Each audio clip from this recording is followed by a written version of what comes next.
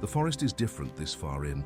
The air feels heavier, thick with the scent of pine needles and the damp, sweet breath of decaying leaves. I stop for a moment, letting the weight of my pack settle against my shoulders. It's quiet here, the kind of quiet that rings in your ears until you start to hear the smaller things, the scuttle of a beetle under a fallen log, the rhythmic creak of two branches rubbing together high above. I've been walking for hours, looking for a Seinige, and then I see it. A small clearing shielded by a stand of ancient towering cedars. A stream whispers nearby, invisible but present. This is where it begins. I drop my pack, and the sound is a dull, heavy thud that feels like a claim being staked. I don't start building right away. I just stand there, breathing. I look at the way the light filters through the canopy, marking the path the sun will take across my clearing. I need to understand this ground before I change it. My boots crunch over a carpet of moss as I pace out the dimensions. 6 paces by 8, small enough to keep warm, large enough to feel like a home. I find a heavy branch and draw the first lines in the dark earth. It's a simple rectangle, but in my mind the walls are already rising. The first few days are the loudest. I start with the foundation, digging deep into the cool, black soil. Every strike of the shovel into the earth feels like a conversation. Sometimes the ground is soft, yielding like butter. Other times I hit a stubborn root or a buried stone that jars my teeth. I set these stones aside. Nothing goes to waste here. I spend hours at the river, my hands submerged in the icy water until they're numb, searching for the flattest, heaviest rocks. I carry them back one by one. I can feel the strain in my lower back, a dull ache that tells me I'm working, that I'm alive. I lay the stones in the trenches I've dug, leveling them with a patience I didn't know I possessed. This is the spine of the house. If this isn't right, nothing else will be. Once the stone base is set, I turn my attention to the cedar. There's a fallen giant a few hundred yards away, toppled by a storm years ago. Its wood is seasoned, silvered by the weather but solid at the heart. I spend a week just harvesting. The saw sings a steady, metallic rhythm as I cut the trunk into lengths. The smell is incredible, sharp, clean and medicinal. It fills my lungs and stays in my clothes. I drag the logs back to the clearing, the bark scraping against the ground, leaving a trail of raw wood behind me. My hands are starting to callous now, the skin toughening against the friction of the rope and the grain of the timber. I begin the first course of logs. I use a simple saddle notch, a technique as old as the hills. I swing the axe with a focused intensity, the blade biting deep into the wood with a satisfying thwack. The chips fly, landing in the mud like giant snowflakes. I fit the first log onto the stone foundation. It doesn't sit right at first. I have to take it off, shave a bit more from the notch, and try again. It's a slow dance. Lift, fit, remove, carve, repeat. When it finally drops into place with a heavy wooden thud, the vibration travels through my boots and up my legs. It's the most rewarding sound I've ever heard. As the days turn into weeks, the rhythm of the build takes over. The sun rises, I work, the sun sets, I sleep. The walls grow higher, log by log. I stop measuring time by hours and start measuring it by the height of the structure. It's past my knees now. Now it's past my waist. I've developed a system. I use a pair of long poles as a ramp, sliding the heavier logs up into position. I can feel my muscles changing, growing leaner and harder. There's a clarity that comes with this kind of labor. You can't think about your problems when you're trying to balance a 200-pound log on a narrow notch. You can only think about the wood, the weight, and the gravity. The forest has accepted me, I think. A squirrel often sits on a nearby branch, watching me with twitching curiosity. Birds I don't know the names of hop through the sawdust I leave behind, looking for insects. I'm part of the landscape now, just another creature building its nest. I spend an entire afternoon chinking the gaps between the logs. I mix a mortar of clay from the riverbank, dried grass and wood ash. It's messy work. The cold mud gets under my fingernails and smears across my forehead, but as I press it into the cracks, the cabin starts to feel solid. The wind no longer whistles through the walls. It's becoming an interior, a space separate from the wild. The fireplace is the soul of the project. I spend days building the hearth from the river.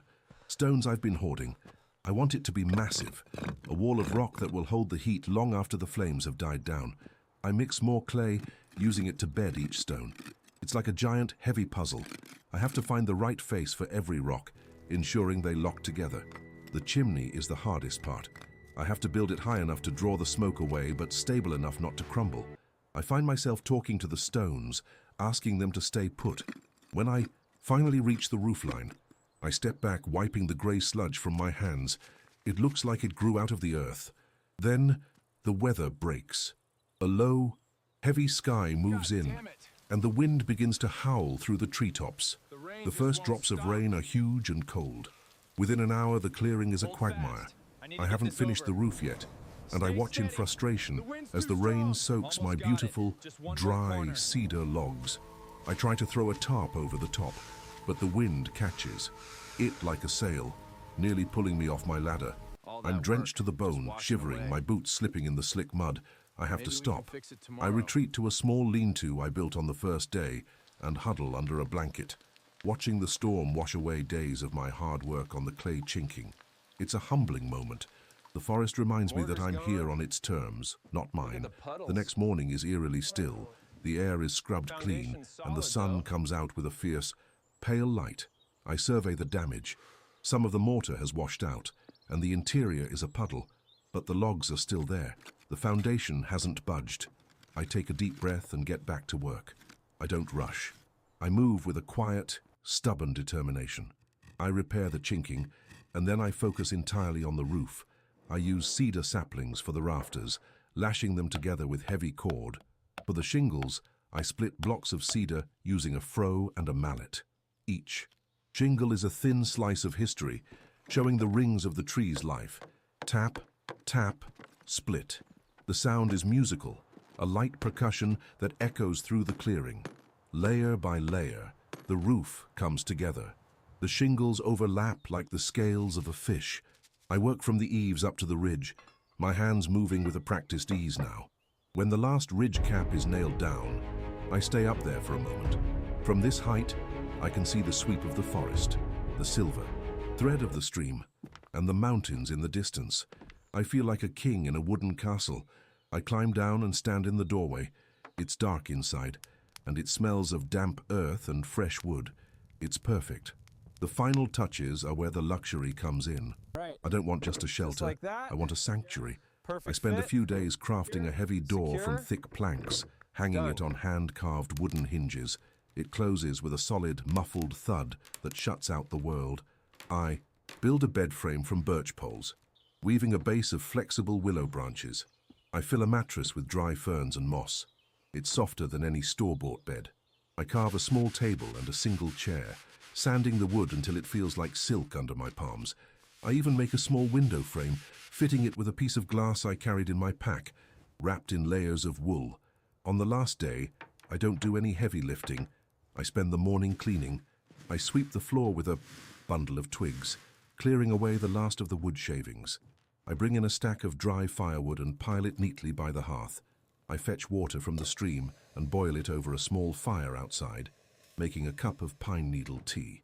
The sun is starting to dip below the horizon, painting the tops of the cedars in shades of copper and gold.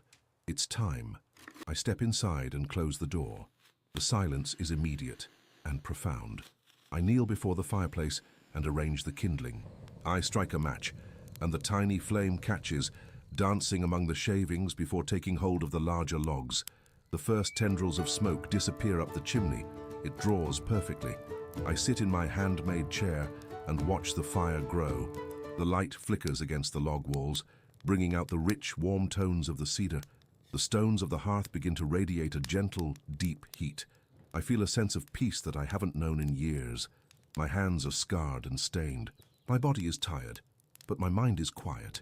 I built this. Every notch, every stone, every shingle was a choice.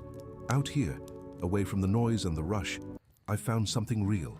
I lean my head back and close my eyes, listening to the crackle of the fire and the distant, lonely call of an owl. The forest is outside, vast and wild, but in here, I am home. I stay there for a long time, just watching the embers glow, a lone builder in a house made of trees and dreams.